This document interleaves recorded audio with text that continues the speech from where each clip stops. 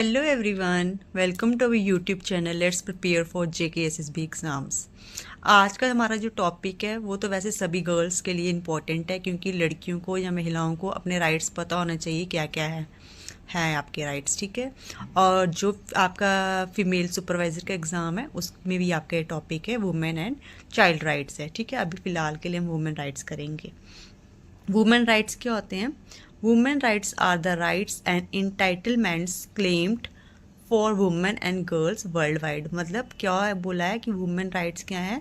Right है, हक है औरतों का। या फिर क्या है, इंटाइटलमेंट क्या होते हैं? मतलब किसी चीज़ के लिए आप एलिजिबिलिटी बोल सकते हो कि कौन कौन सी वुमेन एलिजिबल हैं इस चीज़ के लिए, या फिर हकदार बोल सकते हो। क्या बोल सकते हो? हकदार भी बोल सकते हो। तो क्या है, ये राइट्स हैं। कौन से राइट्स हैं? वुमेन राइट्स कौन से राइट्स हैं? ये हक, मतलब औरतें का हक है औरतों का, जिसके ऊपर वो क्लेम कर सकती हैं पूरे दुनिया भर में। वर्ल्ड वाइड क्या होता है? विश्व भर में अपने राइट के लिए क्लेम कर सकती हैं। वुमेन राइट्स क्या है? Women rights are the rights and the entitlements, मतलब हक है ये औरतों का, जिसके लिए वो दुनिया भर में क्या कर सकती हैं? क्लेम कर सकती हैं, अपने हक के लिए बोल सकती हैं, लड़ सकती हैं। अब हिस्ट्री थोड़ी पढ़ लेते हैं वुमेन राइट्स की क्या थी। वुमेन ड्यूरिंग द अर्ली वैदिक period enjoyed equal status with man in all aspect of life. बोला है कि जब वैदिक पीरियड था उस टाइम पे क्या था, जो औरतें थी, महिलाएं थी, वो मतलब कि आदमी के मुकाबले में हर एक तरह से अपनी लाइफ बेहतर जीती थी। ठीक है, फिर ऋग्वैदिक पीरियड में क्या था, सजेस्ट था। ऋग्वैदिक पीरियड जो है वो मतलब क्या सजेस्ट करता है कि the women married at the mature age. औरतें क्या करती थी? शादी करती थी जब वो क्या हो जाती थी? शादी के लायक हो जाती थी या योग्य हो जाती थी। And were probably free to select their own husband in a practice called swayamvar. अब आपने देखा था बहुत सारी हमारी जो टीवी इंडस्ट्रीज़ की हीरोइन भी है जिन्होंने क्या किया, जैसे आपके क्या नाम था उनका, राहुल महाजन, उन्होंने भी अपना स्वयंवर जो था वो रचाया था। फिर राखी सावंत ने रचाया था।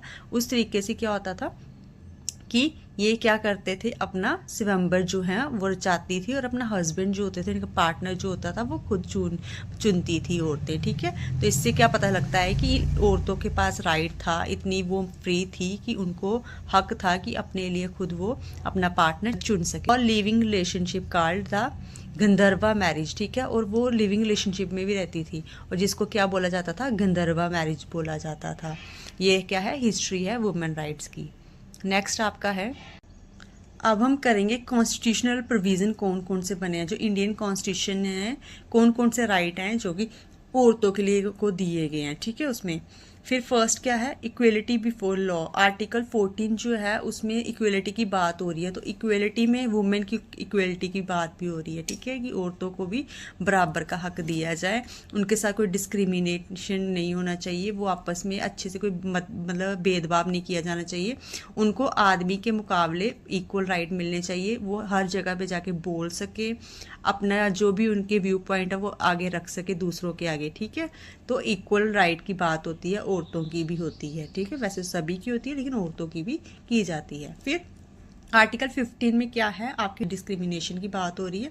The state not be discriminate against any citizen on the ground. अब बोलते हैं कि स्टेट जो है उनको, मतलब जो है उसको अपने जो सिटीजन्स हैं उनके साथ कोई भी भेदभाव नहीं करना है। ठीक है, किसको लेके? रिलीजन को लेके, फिर उसके कास्ट कौन सी है, उसकी कलर कौन सा, उसकी क्रीड कौन सी है, उसका सेक्स है, लड़की है लड़का है, क्या है, या फिर उसका जन्म कहाँ पे हुआ है, ये सब देख के, मतलब गरीब फैमिली में हुआ है, अमीर फैमिली में हुआ है, या फिर वो मतलब कोई स्लम एरिया में हुआ है, या फिर अच्छा मतलब बोलो कि अच्छे राजे के घर हुआ है, किसी किंग के घर हुआ है, तो ये सब देख के भेदभाव नहीं करना है, सबको इक्वल ट्रीट करना है।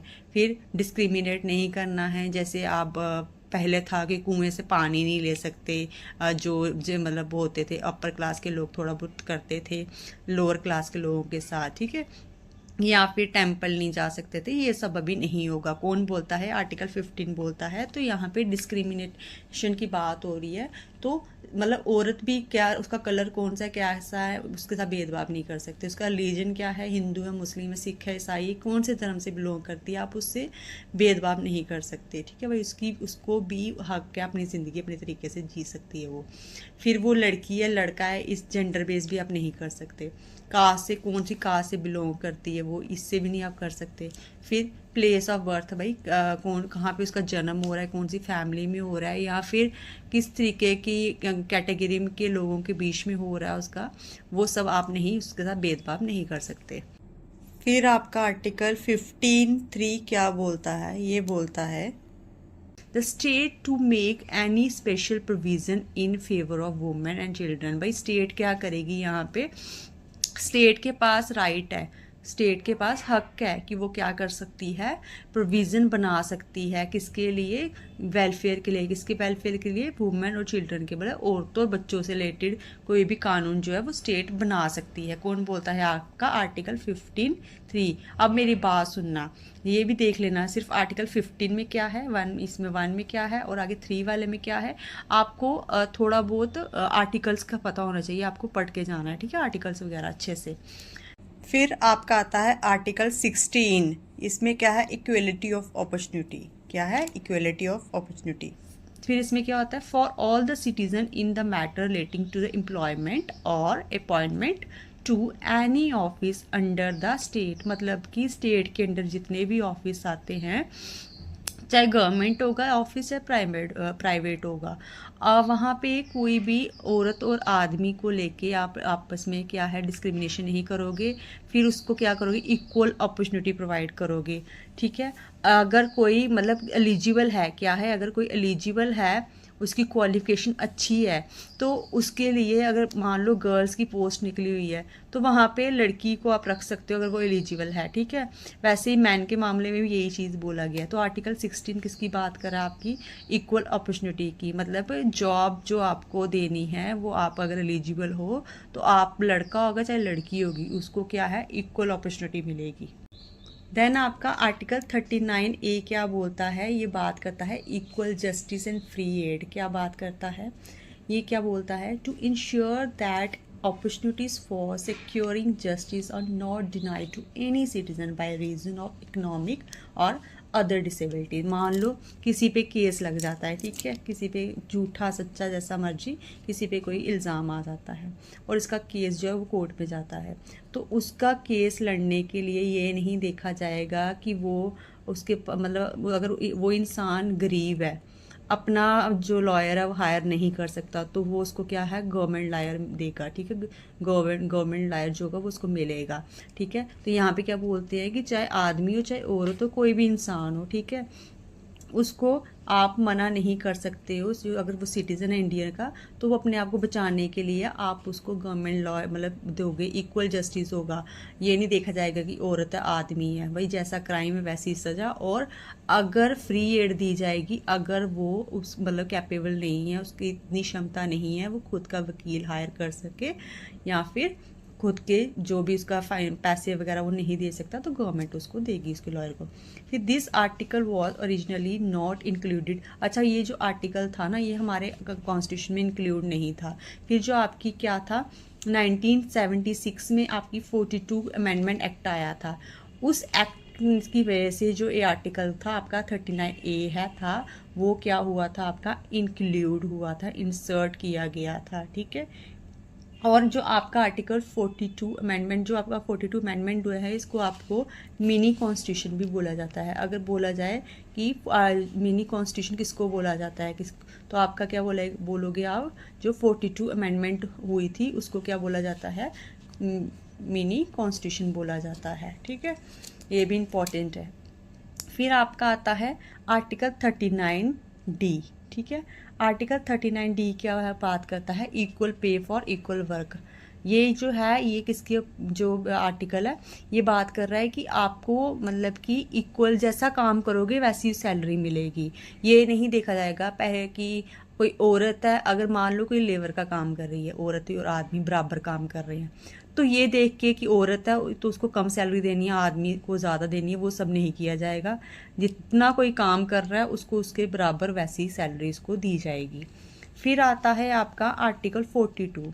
आर्टिकल 42 क्या है, ये जो आपके सोशलिस्ट प्रिंसिपल पे बेस्ड है, और ये आपका क्या आता है, जो directive principle of state policy है उसमें आते हैं, ठीक है ये।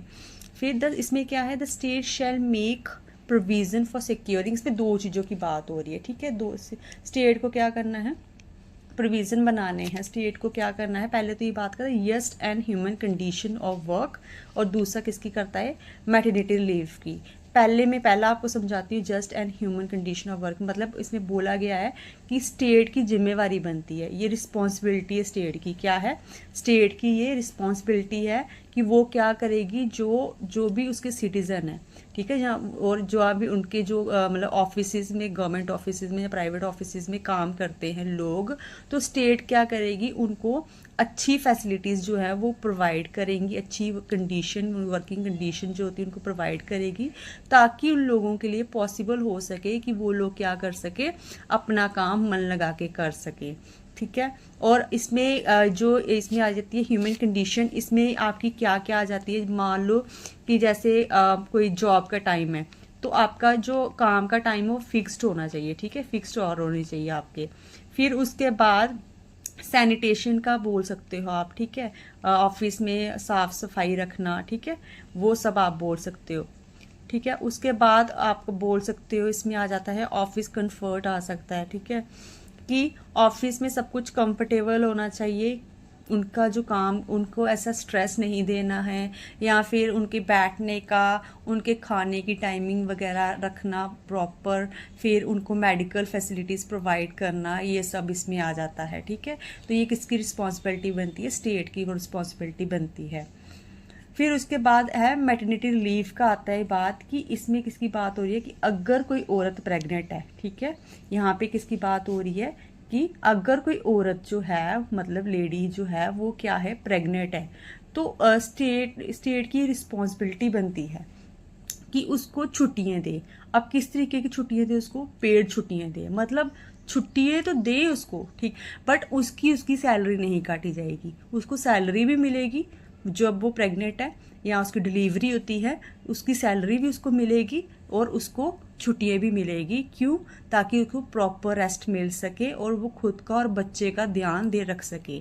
ये कौन बोलता है, आर्टिकल आपका 42 जो आर्टिकल है उसमें बात हो रही है, किसकी हो रही है, एक तो हो रही है आपकी जो वर्किंग कंडीशंस की बात हो रही है, और दूसरी आपकी मैटरनिटी लीव की बात हो रही है, ठीक है। नेक्स्ट है हमारा आर्टिकल 47।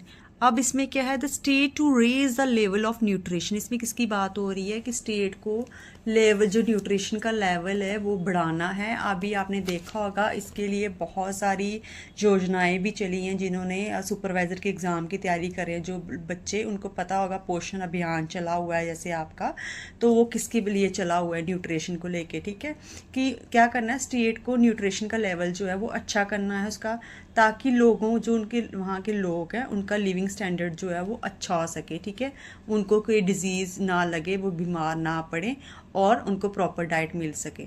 और इसके लिए जैसे हमारे पीएम मोदी हैं, उन्होंने क्या है, प्रधानमंत्री मातृ वंदना योजना जो वो भी चलाई थी, जिसमें फाइनेंशियल जो हेल्प होती है वो दी जाती है औरतों को। फिर उसके बाद पोषण अभियान भी आपका चल रहा है, जिससे में अच्छी न्यूट्रिशन दी जाती है। फिर आपके पोषण वाटिकास जो चले हैं प्रोग्राम, पोषण माह जो आपका बनाया जाता है, वो किस में होता है, कि न्यूट्रिशन को लेके, पोषण वाटिका भी आपकी न्यूट्रिशन को लेके है, कि न्यूट्रिशन पे अच्छी मिले, मतलब कि जो अपने ही, मतलब जो आंगनवाड़ी के गार्डन्स हो गए, वहीं से उनको जो भी प्रॉपर सब्जी वगैरह है, खाने की चीज़ें, फ्रूट्स वगैरह, वो वहीं से उनको मिल जाएं। तो यहाँ पे किसकी बात हो रही है, कि स्टेट को क्या करना है, अपनी न्यूट्रिशन का लेवल जो है वो बढ़ाना है, ताकि लोगों का लिविंग स्टैंडर्ड अच्छा हो सके। फिर है आपका आर्टिकल 51A। इसमें क्या है, article 51A imposes on every citizen, बोलते ही हर एक सिटीजन पे लागू होता है।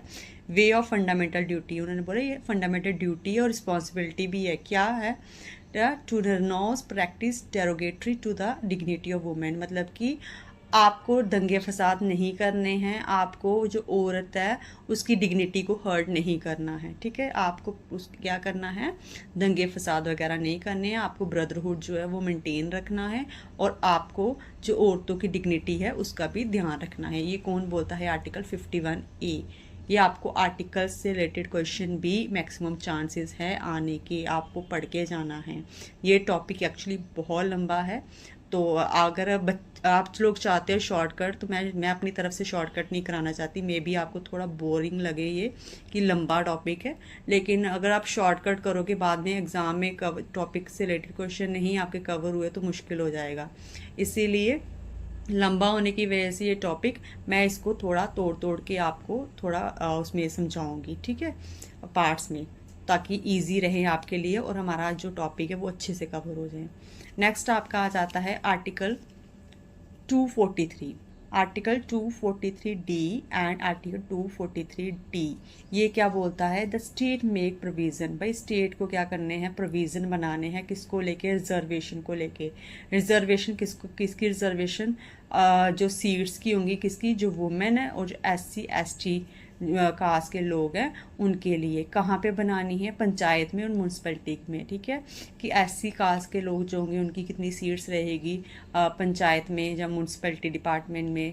फिर जो ST ट्राइब के होंगे, मतलब जो उसके उनके लिए कितनी रहेगी। फिर जो वुमेन हैं उनके लिए पंचायत में कितनी सीट्स रहेंगी या म्यूनसिपैलिटी डिपार्टमेंट में कितनी सीट्स रहेगी। ये कौन बोलता है? हमारा article 243D and article 243T, ये आर्टिकल बोलते हैं। तो ये था आपका आज का टॉपिक। कल हम करेंगे कि हमारी कौन कौन से लेजिस्लेटिव असेंबली में कौन कौन से वुमेन एक्ट बनाए हुए हैं जो कि वुमेन से रिलेटेड है, या उनकी राइट्स की बात करते हैं, कल हम वो करेंगे। तो आई होप आपको समझ आ रहा हो अच्छे से। Thank you.